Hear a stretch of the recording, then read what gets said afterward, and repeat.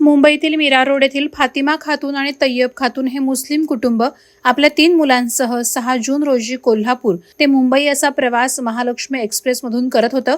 त्याचवेळी रात्री 11 वाजण्याच्या सुमारास महालक्ष्मी एक्सप्रेसमध्ये तय्यब यांची गर्भवती पत्नी फातिमा यांना प्रसूती वेदना सुरू झाल्या। लोणावळा स्टेशन ओलांडताच पत्नीनं मुलीला जन्म दिला। यानंतर तय्यब यांनी ट्रेनमध्ये उपस्थित महिला प्रवाशांकडे धाव घेतली आणि मदतीची याचना केली। लागलीच सर्वजण या दाम्पत्याच्या मदतीस धावले। यानंतर रेल्वे पोलिसांच्या हेल्पलाईनशी संपर्क साधून संपूर्ण हकीकत सांगण्यात आली।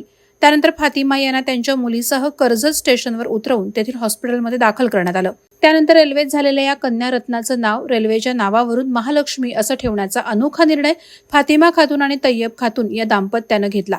नवजात बाळाचे नाव महालक्ष्मी ठेवण्यात आलं।